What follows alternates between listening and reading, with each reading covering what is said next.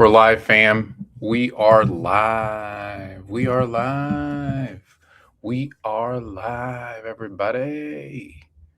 We are live, everybody. We're here. Hop on in. Let's talk some. Let's talk some Panthers football, man. Rasheed Walker gets traded. Sorry, it's been a long day. Rasheed Walker goes to the Carolina Panthers. What an absolute get. The Panthers agree to terms. So this originally, let me make sure I'm sharing this right. So, and I need to fix my StreamYard. I don't know why it's showing that, but I will fix that for y'all at some point. But the Panthers agree to terms with former Packers Rasheed Walker, sources tell me, and Rap Sheet.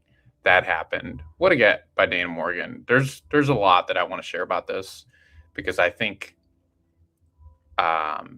I hope that it doesn't get understated how big this free agency has been.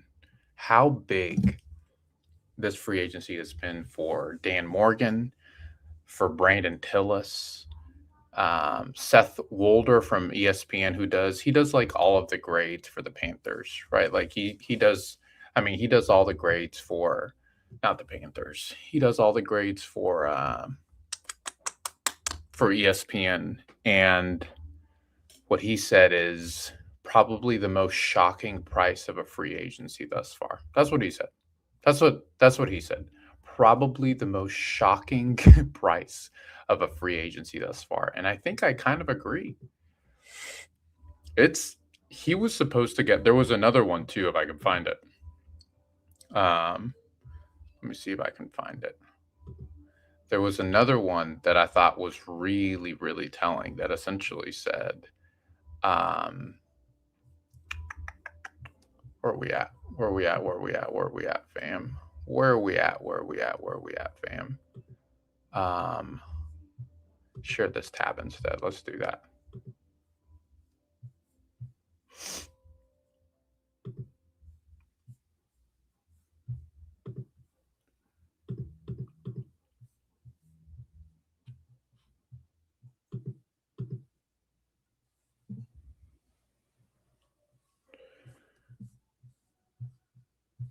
This was one of the most so Jeremy Fowler from ESPN, who's really, really good. Jeremy Fowler said, this is one of the most interesting markets for a player. He was clearly the best free agent option at a premium position. But a few teams wondered whether Dan Moore's deal last year spooked teams, hurting the market more than it helped. I mean, yeah, that's something, man. This was also important. So Anthony Reinhardt, who y'all should subscribe to his Substack because it's really, really good. He says that's a stunner. Must have been virtually no market for Walker. And then I asked, just curious, why is it a stunner? As a Panthers fan, just trying to know and learn more. Walker was expected to be a clear starter somewhere and possibly get $40 million guarantees. He's only a starter in Carolina if until Aquanda returns. Our fan base has some questions about that. But essentially, he says, just an absolute get. Just an absolute get, if you ask me, by getting Rasheed Walker. I'm still a little shocked on it. Okay, so Walker was expected to be a clear starter.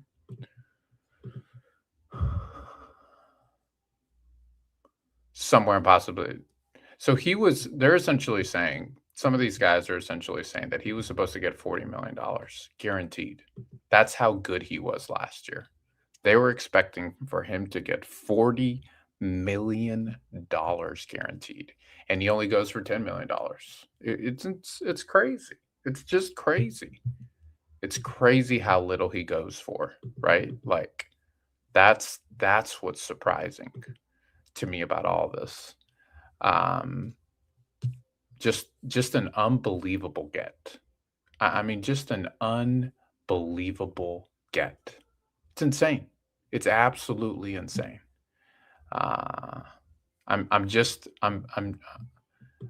don't think people realize what a good get it was. What an absolute get it was. All right, let's look at what this is.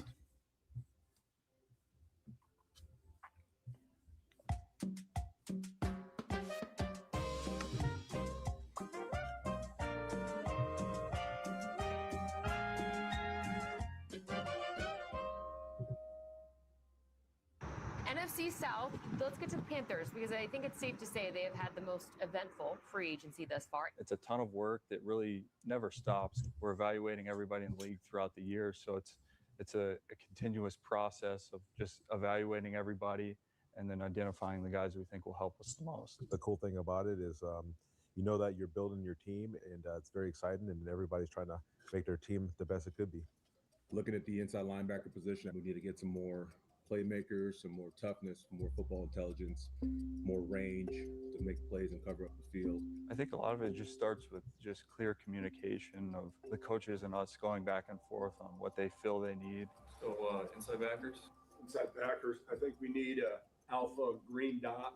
Dan really challenges us in terms of how are these guys going to fit in our schemes and how are we going to use them. Lloyd certainly is a upgrade, big time upgrade, and a guy that can run the huddle and run the defense and be a hell of a playmaker. Just so we're clear on this, Lloyd was supposed to.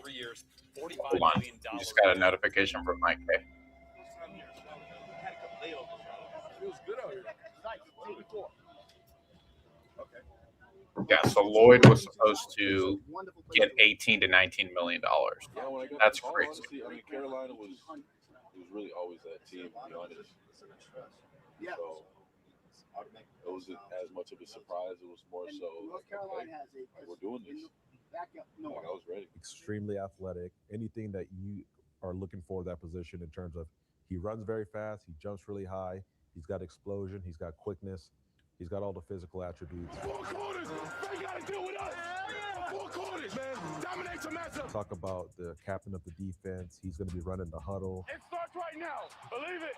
Believe it! He's going to have enough ownership of our scheme to get us into the right call. And then what you see, what he does in terms of how he plays, how he tackles, how he can take on linemen. I'm hunting that ball, bro. Attack the ball!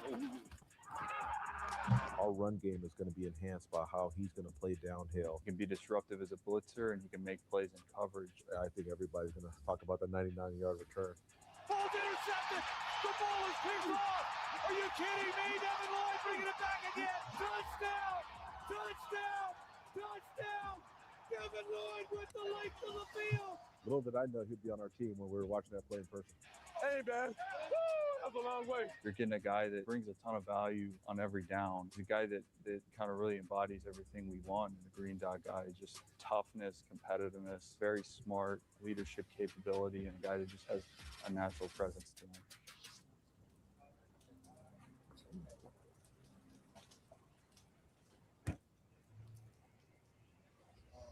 Oh, good time. How you doing? Yeah. Got some gear. Yeah, I know, right? It's a little chilly out there. Yeah, come on in. Grab a seat, man. Overall, I'm just looking forward to what we're gonna do on that field. It's for me playing 11 as one. That's really what it comes down to. We have all this talent, and One of the interesting things from the Panthers article that I think went unnoticed is that he actually was in the same draft as Trayvon Walker. So the Jaguars had 2 first-round picks that year, and the first one went to Trayvon Walker. So he was drafted, I think, at 28 or 29.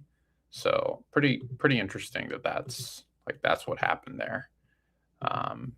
Also, Jaguars fans, I think, are a little concerned because one of the warnings about him was that his 5th-year option wasn't extended.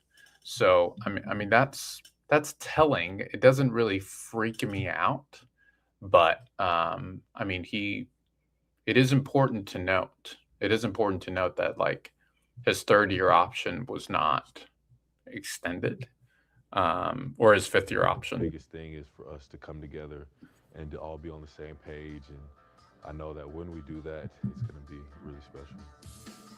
What's going on, Panther Nation? It's Devin Lloyd here. So excited to be a Panther. Just signed the paperwork. Let's get ready to roll. Let's do it. All right. That's awesome. Are they going to do one for Kenny Pickett? That's my question. Are they going to do one of these for Kenny Pickett? Because that would be straight up hilarious if they were doing one of these for Kenny Pickett. Vibes have been great. Honestly, everybody's been super friendly. Obviously, meeting a whole bunch of new faces, but everybody's made it really easy. Just so welcoming. Making it feel like home. And I'm excited to continue to build relationships and get to know everybody. All right, it's where the magic happens. Yep. I bet your parents out there. You did? They're awesome. They Couple are. Navy vets, structured, disciplined household. Very much so. Love it. Bathrooms are together, huh? They said spotless. everything was just so. Yeah. No, they. That's one of the things. That's why you're the way you are. Yeah, absolutely. You might not have noticed, but we're pretty excited to have it. Hey, I'm. Devin Lloyd. Pretty interesting. So his parents come from a military background, so maybe there's going to be maybe some overlap and overlay in the way they run stuff. But yeah, I thought that was interesting. Look at how happy they are. Brandon, Dan, everybody's just pumped. I mean, just absolutely pumped. Excited to be here. I mean, we got so many pieces, so just want to do my part and, try and make this place elevate even more, All right, What's up? How you doing, man? I like the white desk. It Oh yeah, makes it more open, Oh yeah, you're exactly what we need right now. So stabilizing the defense, communication, making plays, Mhm. and we'll have fun doing it too. It's like I always try to tell people, like, this isn't like my defense or the coach's defense. This is all of us collaborating to make this thing go. So it's gonna be fun. Yeah. Just enjoying the process doing it too. So Absolutely. Evero's got to be so excited, man. Evero's got to be like so thrilled that he finally has, like, he's got to be so thrilled that he finally has like people in his offense that's not, I don't know, whoever was the linebacker in 2023 for the Panthers. He's got to be like just absolutely through the roof, freaking excited that he actually has players. Yeah, I mean, like you said, I think it's a great fit as well. yeah. Just want to come in and do the best I can do for you guys. That's really it. I know they're going to put us in great position to have success. There's so much talent. There's going to be opportunities for everybody to eat. And obviously, I have strengths in the pressure game as far as blitzing, as well as coverage, being able to make plays with Miles and the quarterback, obviously defending the run as well. So I'm sure they're going to utilize me in that regard. It's really special coming to an organization that does have elite linebacker play for years on end. And it just holds the bar really high. It's a challenge that I embrace, and I don't want to compare myself to anybody. All those players are great players, Hall of Fame players, elite players in this league. And so for me, it's understanding that I have those resources, and I absolutely plan on taking advantage of those guys because I know that they're great men and they want to help, and I want to get better. I want to get better so that I can be on that level one day as well. I'm so freaking excited, man. Do we think Kenny Pickett is going to get one of these? That's my question. Are we where on the scale of 1 to 10 do we think Kenny Pickett going to get one of these? Because that would be hilarious. Kenny Pickett getting one of these would be so freaking funny, man. I don't think that's what's going to happen, but you never know. Rasheed Walker might get one. I'd be down with Rasheed Walker getting one. Man, just an absolute dog. All right, let's see what Carolina Vibe is saying. Hey, Chris Jenkins, credential number. We gonna be aggressive, and so they've been making some big moves every day. So this recap will be like I've been doing all week. It's going to be talking about the free agent signings for the Carolina Panthers, who they've signed, who they re-signed, who has been let go, and then we'll touch on everything across the NFC South as a whole. Want to ask a big favor, everybody that's tuning in. If you have not done so already, please go ahead and hit that subscribe button. Greatly appreciate it. Hey, I know we're not the 15,000 subscribers yet, but I'm. Get tax expertise without hidden fees. Switch to a TurboTax expert for $150. All tax situations, all returns, $150, all in, no surprises. Now this is taxes. This season, you've got places to go, people to see, and things to Sorry do. for all the You ads, have already everybody. gotten I'm trying to vaccinated get through for all the flu ads and real quick. COVID-19. It is All right, here we football go. at 4, even though we're courtside at a basketball tournament football at 4 means football at 4 on the drive with Tim Donnelly. So let's have a specific conversation about the Carolina Panthers, one specific position. I mean, we are in Charlotte. Bank of America literally is right down the road. That is true. And who knows, maybe Josh Nijman is going to take in some basketball because he did announce on social media, 2 days ago now, that he is retiring. And if you don't know who Josh Nijman is, he was in the mix as a swing tackle for the Panthers. Virginia Tech guy, spent some time with the Green Bay Packers before coming over to the Panthers. Had I think a really good skill set for the role he was asked to play as a, backing up the right and left tackle. He had some starting experience during his time with Green Bay. But he announced he's retiring 2 days ago. Ike Ekwonu, just to set the stage here for left tackles with the Panthers. Ike Ekwonu, former NC State guy, top 10 pick in the NFL draft, ruptured his patellar tendon on January 11th in the playoff game versus the Rams. And that is an injury that, guys that size sometimes have struggled to return from quickly. Not saying he can't, just saying history, the limited history we have, the limited examples we have, it's a tough injury to come back from. With that being said, they signed, and actually they just officially announced the signing this afternoon. They didn't announce it with the rest of the free agent class. Stone Forsythe signed a 1-year, $2 million deal with less than that, significantly less than that guaranteed. He's good at what I call good in theory. 6'8", 310, started 13 games last year, crossed paths with Dave Canales during their time in Seattle. So all of that is like, oh, perfect. This is a guy, maybe he could work into the starting lineup. The advanced analytics say you really hope not. Right, allowed a ton of sacks. The win rates and everything not there. I wrote one down just because it was stark. He allowed 11 sacks in 13 games last year, which was dead last out of 89 qualified offensive tackles per Pro Football Focus. Number 89 out of 89. That's not good. Not great. Again, hopefully they sign him to just be the backup swing tackle. Or perhaps a placeholder until they get their swing tackle, and then you're moving on from them and eating $500,000 or whatever it would be in dead cap. It's a little you gotta play it well. I've looked up on NFL Mock Draft Database, which is a consensus big board. They have, I wrote it down, 113 industry big boards that they average. That's a lot of big boards. Analysts, they have beat reporters from every team. And then they average it. In the first round, 5 offensive tackles. Okay. Maui. I think that number, by the way, is too low. I think that number is going to keep going up. It wouldn't surprise me at all if there are like 8 or 9 tackles that are taken in the first round. Like, it would not be surprise me. Blake Miller is a name that keeps getting brought up. I think Blake Miller is going to go like at the end of the first round. Like, it would not surprise me at all. Blake Miller is a name that keeps going. So do not be surprised by that. Goa from Miami, 5th. Spencer Fano from Utah, 10th. Freeling from Georgia, 14th. Caden Proctor from Alabama, 24th. And Caleb Lomu, also from Utah, number 26. They also have 2 in the second round. Blake Miller from Clemson, 36th. And Max. Yeah, he's not making it. He's not making it to 36. I'm just letting y'all know.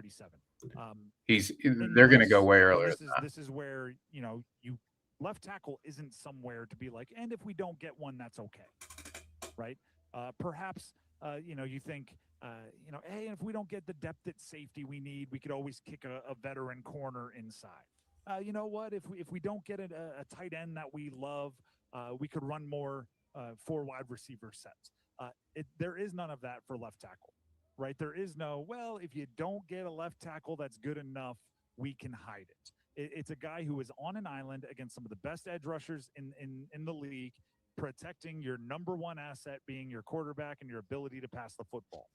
So unless, if I'm Dan Morgan, the GM, or anybody in his inner circle, unless I really like all 7 of those tackles that I just mentioned, I would be sweating bullets on draft day if they don't make another significant addition in the form of a left tackle. If you don't have a veteran fallback that you're like, it wouldn't be ideal, but we could start him 15 games on your roster going into a draft, which this year's draft is very unpredictable. There's really, not super obvious, oh, these guys will all go top 10. There could be a run on tackles. And if 5 go above you, Rich, you're picking 19th, and right now I'm telling y'all. So Nate Tice did his like, I don't know if y'all know Nate Tice, draft evaluator guy from Yahoo. Like, he talked about how there's just a lot of guys, right? Like, there's just a lot of guys that you could take. But yeah, I don't think Blake Miller and the guy out of Arizona State, they're not getting out. Like, I really don't think they're getting out. consensus big board has 5 in the top 26. Yeah. If there's a little bit of a run and you're going, well, we'll settle for this other guy, I don't know if you settle at left tackle. So The issue with this draft class, to me, is that none of these guys are surefire guys, right? Like, none of these guys are like home runs that you're just like, oh yeah, absolutely, right? Like, none of these guys are that. None. bring all of this up to say, I think you got to be proactive in how you solve left tackle. If there's a trade up, I don't love trading up in drafts, but if that means I don't have to worry about getting a dude I like at, the second or third most important position on an offense, you might have to do it. Unless, and I'll actually give this caveat, unless there's, you're getting insight from your medical staff saying Ike Ekwonu is a superhuman. He's Wolverine. He's healing faster than anyone you've ever seen. I'm very, I look at this entire kind of roster setup and go, I don't love the way this looks. Now, if you told me, your favorite left tackle. The issue that people also miss out, I think part of what gets missed in this conversation too is like, our right tackle is probably going to retire at the end of next season. Like, he is on his last leg. This is not a guy that's like, absolutely, he's not a youngin. He might be playing the last, if people forget, Taylor Moton got extended at the end of last year. So it's not as simple as that. When the draft fell to 19, I'd go, wow, that solved that problem. But you can't control how the 18 picks above you go. You can't control if one of those guys is going to be there. A lot different than picking 8 last year. At least 8, it's like, okay, we have like these 4 or 5 guys that we really like. We can just pick whichever one that we want. Like, we definitely want McMillan, but if we have to settle for one of these 2 or 3 other guys, then we're cool. Yeah, pick 19. It's kind of like, I don't know, because other teams might jump back up in the first round to take some guys that you're hoping might fall. It's, you never know. You simply never know. Like you said, it's a lot harder to control what 19 is going to look like. You're at the mercy of a lot of other decisions. I think if you do your scouting, right, and you go as in-depth as you need to, and you talk to their coaches, you watch all the film, you talk to like the janitor at their middle school to make sure they're good people. Like you do the combine questions, you ask them all the 2 trains are going in opposite directions for an hour, one at 65 miles an hour. Here's what I'm excited about. What I'm excited about is, like, regardless of what happens here, right? Like, regardless of what happens, this opens you up to the possibility of going with whoever you want to go at 19. It doesn't force you into a situation where you have to draft BPA. Like, it doesn't. It doesn't put you in a situation where you have to do that. No, it puts you in a situation where you have options. That's what I like. At 40, how far away are they? Like, you do all your breakdowns, and you love, I would say, all 7 of those names. If you're a dad watching this and you don't have life insurance, we need to have an honest conversation here real quick. I would feel okay.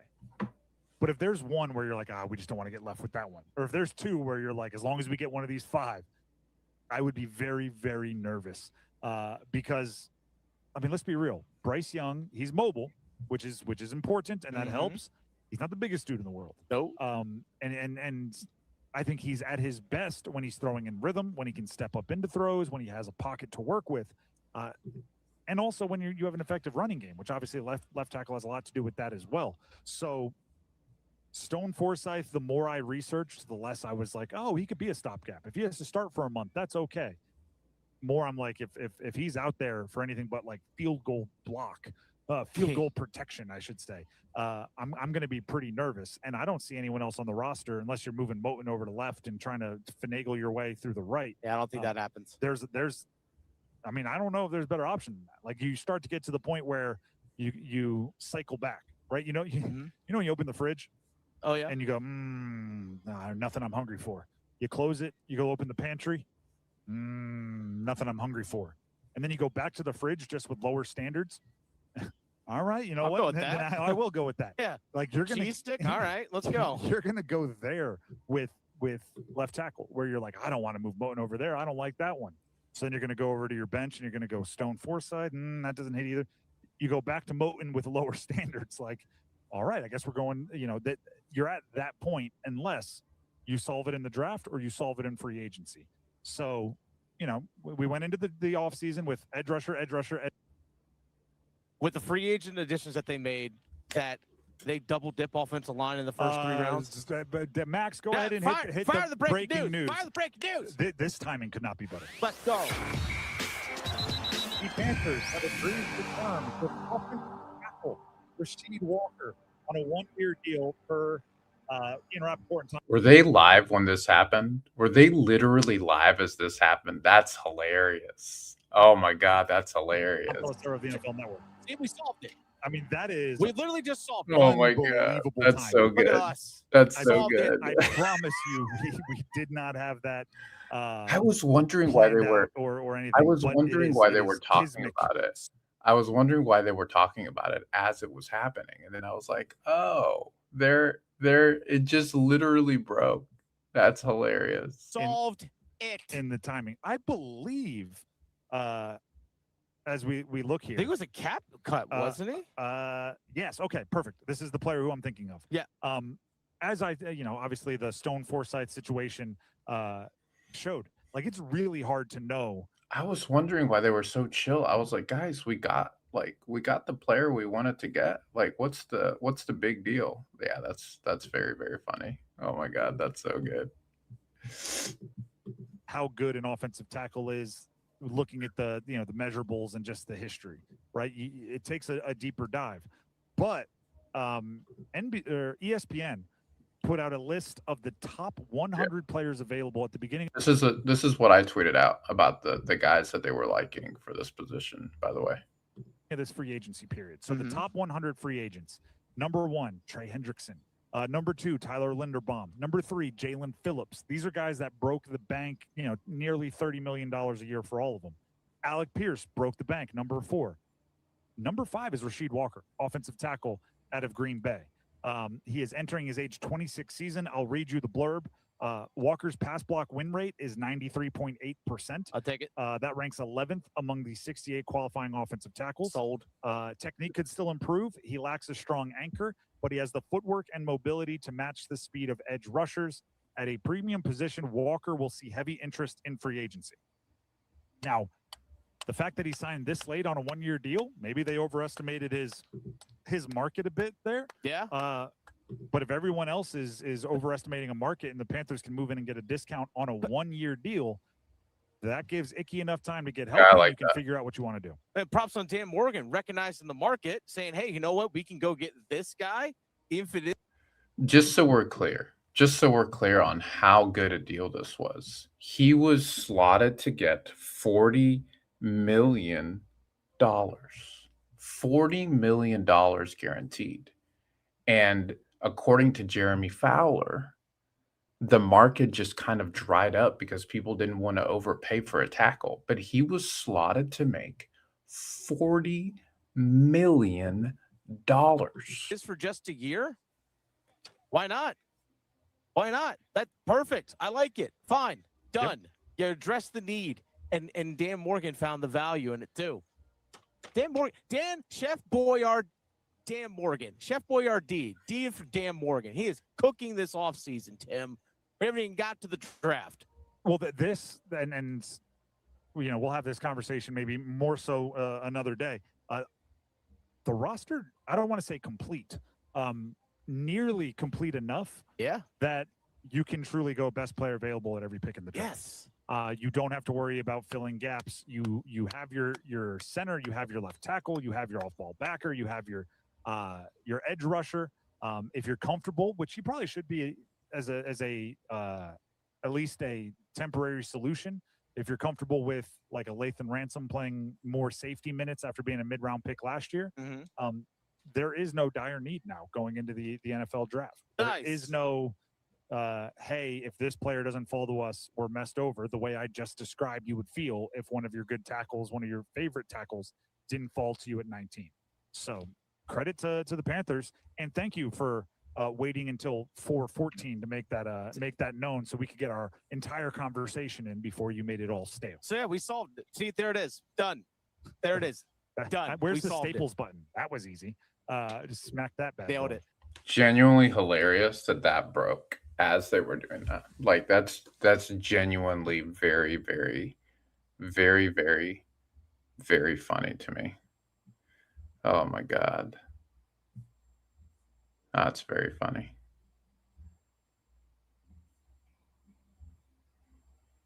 All right, let's see some Rasheed Walker. Skyscanner searches billions of prices to find you epic travel deals. Hey, Mark, what's the biggest scam in the auto industry? Biggest scam? Scratch repair. Let me show you.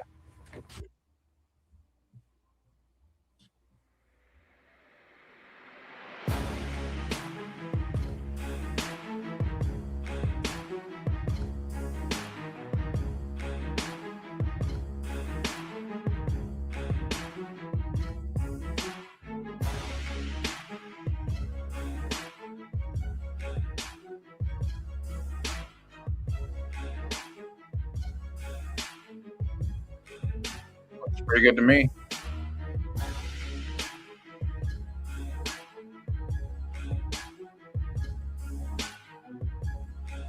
Looks pretty good to me, man.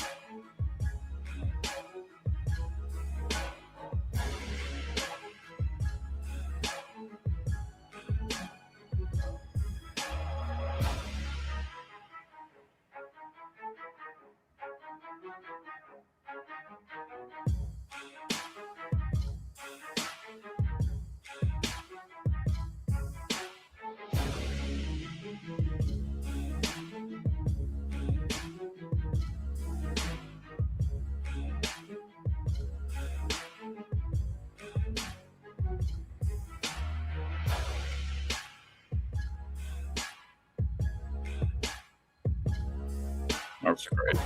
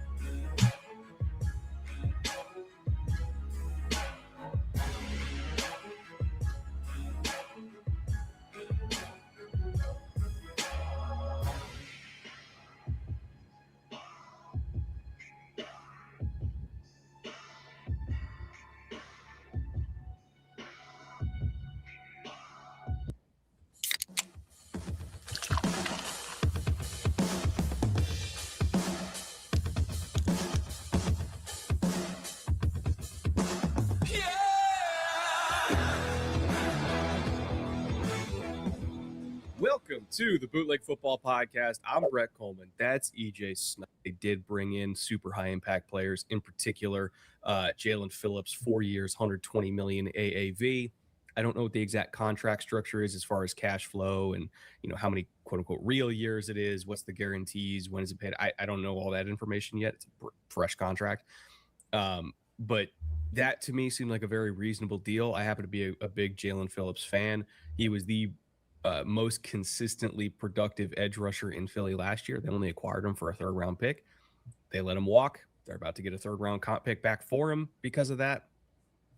And I think he is immediately probably going to be the best Panthers edge rusher, assuming he stays healthy. It's so funny to me how the Eagles. By the way, if you listen to Mike Kay and what he said, they didn't want to let him go. Like they liked everything about this guy. They genuinely loved everything about how he played, what he did. So they did not want to let him go. Like they were very fine for him to stay. But the Panthers offered a contract that they could not refuse. And then Devin Lloyd, they also brought in at $15 million a year, which is less than I thought Devin Lloyd was going to get, considering where the linebacker market is right now. So I thought that was a value sign. Yeah, once again, Lloyd was $18 million. It's 3 years, 45. So it's possible that he took a little bit of a discount in terms of AAV in order to make it a 3-year deal, because he, in 2 years, assuming the linebacker market jumps again, he can get back into it and kind of get the pay bump that he's angling for here. So I thought that was a smart signing. It kind of reminded me of the Nico Collins deal a couple years ago in Houston, where Nico did a 3-year deal that was probably less money than Nico is worth. In fact, I know it's less money than Nico is worth. But Nico wanted to get back to the table quicker, knowing that a whole bunch of other receivers were going to be coming and getting paid. CD, Jefferson, Jamar, like the receiver market, if JSN's about to get paid, the receiver market got pushed up so much that now that Nico, after this season, is going to be going to the table again because he did a shorter discount deal, he's going to make more money in the long run because the receiver market has moved so far. So now Nico Collins, when he goes to the table next year, is going to get like high 30s or 40, even if he has a strong year this year. So that's why I think Devin Lloyd's thinking here. It's like, okay, I'm not getting the market I want right now. Let's see where it's at in 2 years. I'll make more money in the long run. Either way, Carolina benefits. They get an immediate upgrade at linebacker, which is something I thought that they needed in the draft. They're just taking care of it right now. Their edge rush. One of the things Dan Morgan said that should not go unstated is that they would be very fine. Like they would be very, like they're going to attack. They're going to attack the linebacker position in the draft and in free agency. So it's not just, they're not just going to do one, they're going to do both. I think that's really, really important. Rotation last year was ranked 32 out of 32 teams as far as pressure rates. So they desperately needed help there. Had a couple rookies, Scorton in particular, I thought played well, but they were just bad as a unit. So this helps fix that.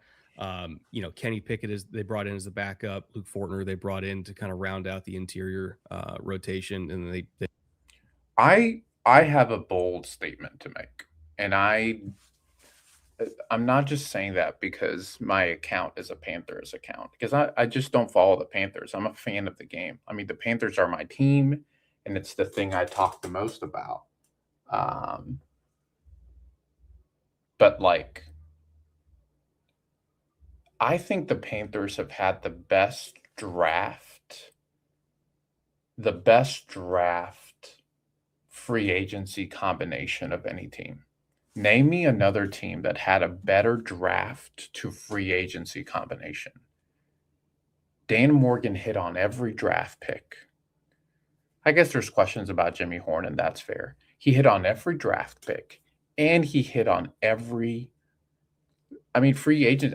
Sure, Forsythe people aren't crazy, but like, name me another team that has had more hits. I don't think so. They brought back a few of their own guys, Rochelle Simmons, Caleb Evans.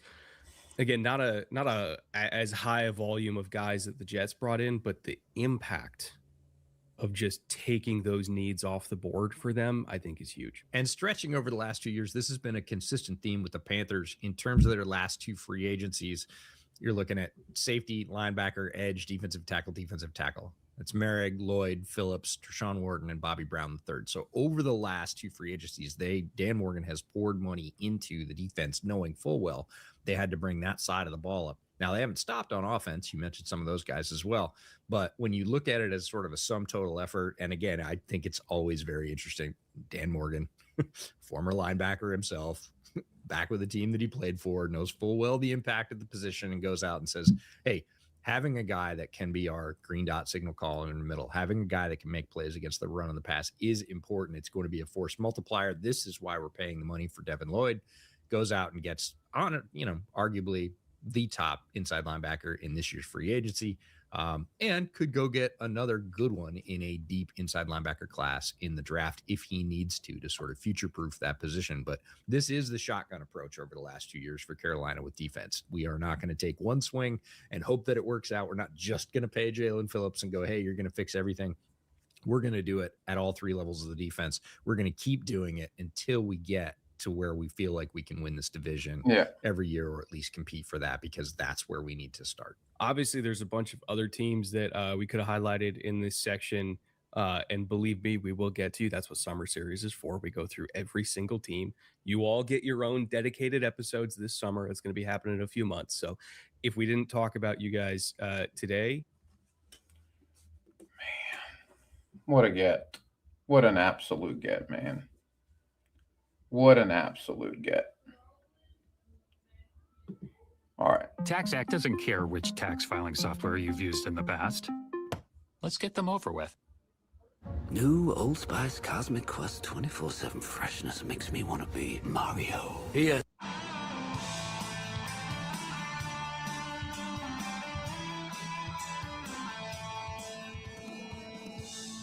What is up, hotties? Welcome back to another episode of Stay Hot. I'm Bladen Kirk, joined, of course, as always, by my two favorite co- What did you want to talk about before I rudely interrupted you? I mean, it was a necessary interruption. Absolutely not rude at all. But you know what I wanted to talk about: the good old Carolina Panthers. I want to say that these guys are just okay to me. I feel I really like the middle guy, but Theo sometimes gets on my nerves. I feel like he's just being negative for negative sake. But I do want to hear what they have to say because they talk about the Panthers here. So let's see what they say. I mean, Theo. By the way, Theo doesn't think that Mendoza should go in the first round. Just so we're clear on his ball knowledge, Theo doesn't think Mendoza should go in the first round. Just so we're clear. Good guys. Were some of the biggest movers of free agency. I guess I was a little surprised by this because you never expect it to be you.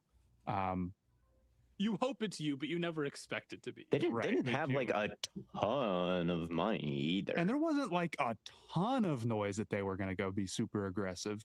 But they signed two really big deals. Jalen Phillips, 4 years, 120 million M's. And then Devin Lloyd, 3 years, 45 million. The Devin Lloyd signing is huge. The Devin Lloyd signing, I don't think you have to talk many people into. He's coming off a phenomenal year where he played at a near all-pro level.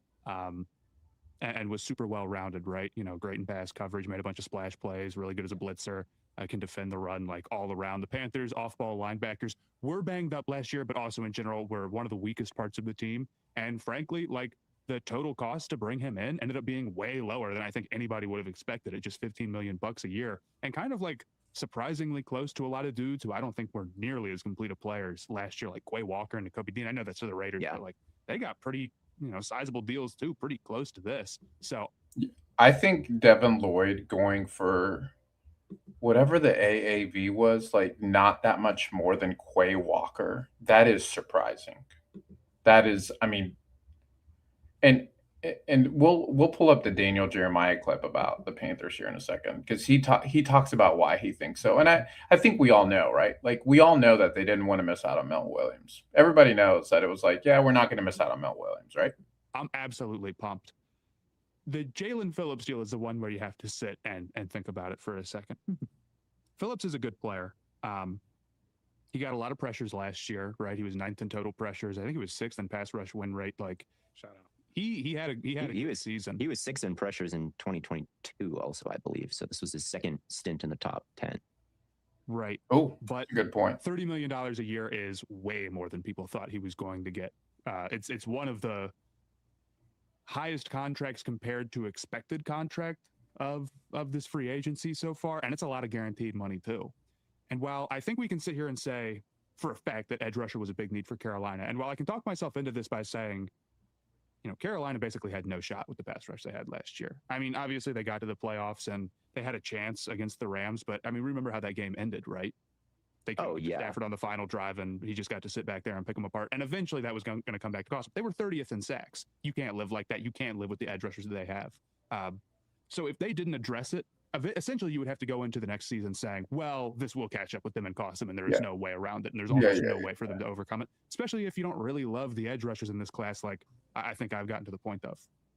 But $30 million a year is really expensive. Phillips has a pretty significant injury history.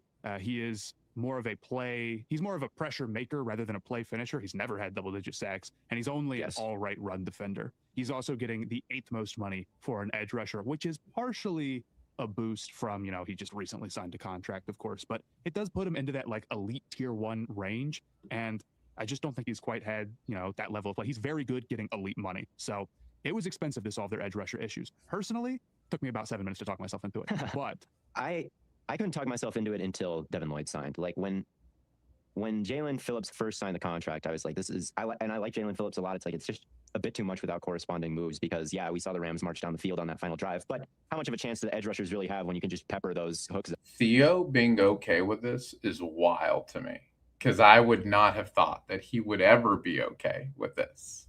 I feel like Theo is most of the time always finding a reason to not like anything the Panthers do.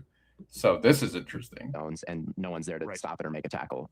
And you can run the football and things like that. And Jalen Phillips isn't helping that issue. So then you just be paying $30 million, for definitely extra pressure. But it's Lloyd that's the force multiplier of like, he actually might be able to do something to stop some of the more underlying problems of, we can just pepper the short middle of the field and things like that. We can run the football. He's somebody who I think is, in 2024, he made my list of the top 5 run defending linebackers, and then he had 5 interceptions last year. So I do think he's well-rounded. I do think he can make the upgraded edge pressure actually matter.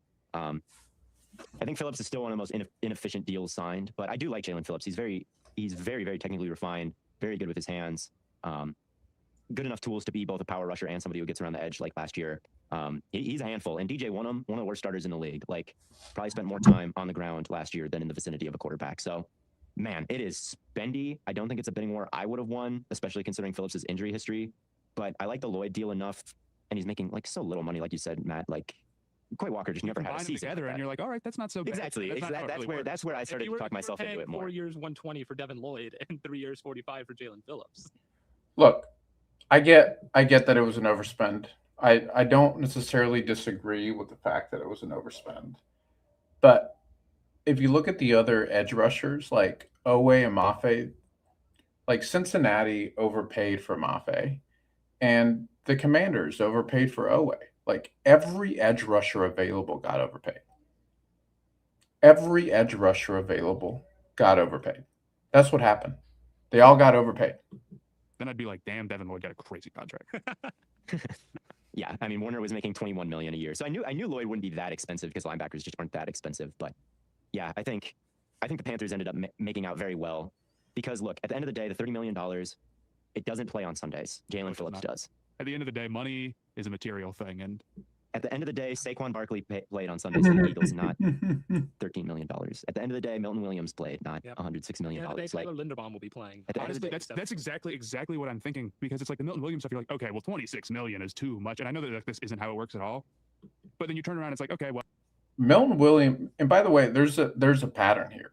The Panthers it's obvious to me that the Panthers like getting guys from the Eagles because of that Vic Fangio Evero system. I mean, there's a lot of commonality there. So, actually, he was awesome and a huge reason why the Patriots were able to take this massive step. And it's like, yeah, I mean, at the end of the day, like the best contracts in the league are rookie contracts and extensions. All right, Tom Brady was a rookie contract and an extension. Patrick Mahomes was a rookie contract and an extension. Josh Allen was a rookie contract and an extension. Like, that's what you want to do, ideally.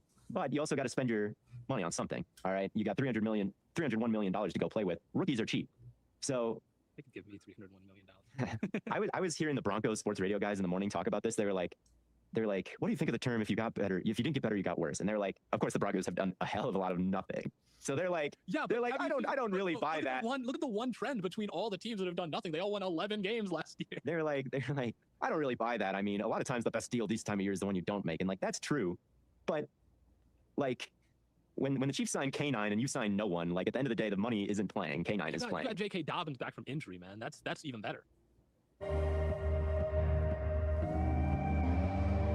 Design you feel in every detail.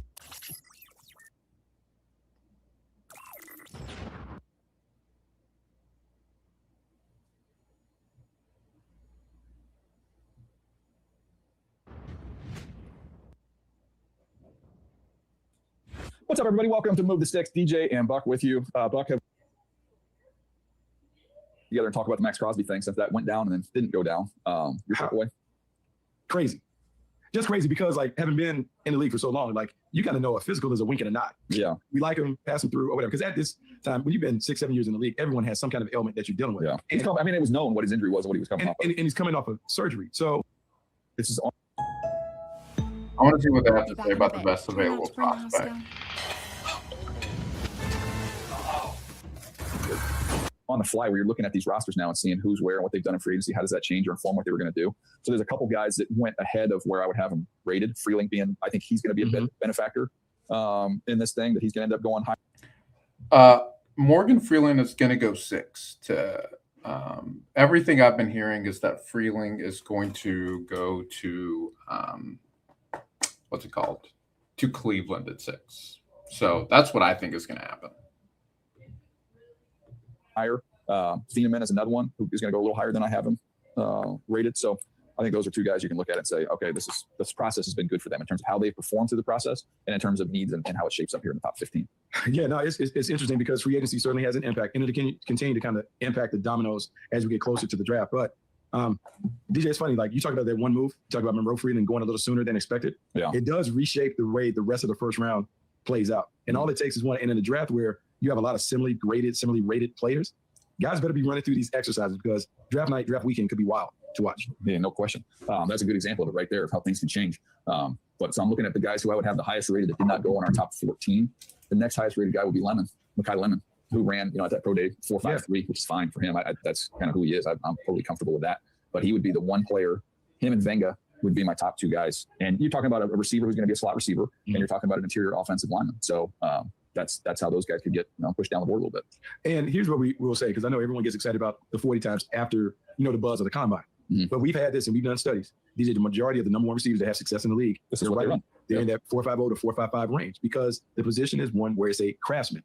A skilled route runner has more success than the explosive runner in the National Football League. It's been proven time and time again. Mekhi Lemon falling, if he falls in the draft, he's going to end up falling to a spot that is probably about where he's graded, but he'll end up exceeding the draft height because everything that he does on tape is what a number one receiver should be able to do. Z, F, being able to play one position, under control, terrific with the ball in his hands. We always go through this, right, where people kind of poke holes in it, but we'll talk about it next year and be like, man, Mekhi Lemon's a really good player. Yeah, he had 90 catches. He's had 90 catches this year.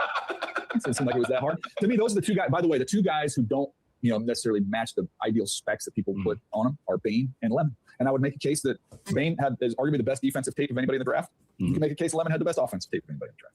And see, this is where it always is interesting when it comes to scouting. Do you trust the tape or do you get enamored by the workouts? Because what happens when you get the workouts, that's when we have more of the, Here's my concern with Mekhi Lemon. My concern with Mekhi Lemon is that he has a very hard time getting off blocks. I mean, not getting off blocks, I'm sorry. In man-to-man. I don't really care about the 40. Like, I don't care about the 40. But, like, one-on-one, it's an issue. Potentially he could, as opposed to the tape says, this is who he is. This is who he's more likely to be at the next level. And more times than not, when we have these discussions about classes 2 or 3 years prior, we end up saying, man, I should have just trusted what I saw on tape because he ends up being what he is on tape. Well, I mean, that's like, Monroe Freeling. If you watch Monroe Freeling and Spencer Fano, like Spencer Fano's got more consistent tape than him, and he's got a longer track record. And I think Spencer Fano's going to be a better player year one than Monroe Freeling is. But Monroe Freeling, you can kind of dream on the upside and what that could eventually grow into, and that could end up, moving him up. So it's all part of the calculus. Yeah, it's a fun time of year. I mean, we're rounding the corner, getting ready to hit the back stretch when it comes to the draft process. But there's so much more to talk about, so many more players to discuss. And shoot, man, we got some of this about to come up on path. When we get right around the corner. Should be a lot of fun to talk about it. Yeah, looking forward to it. All right, that's going to do it for us today. Hope you guys enjoyed it. Hope you have a wonderful Crazy stuff. Crazy. All right, I think that's all I'll do today. I'll do a longer stream tomorrow morning. So, but see you guys in the next one.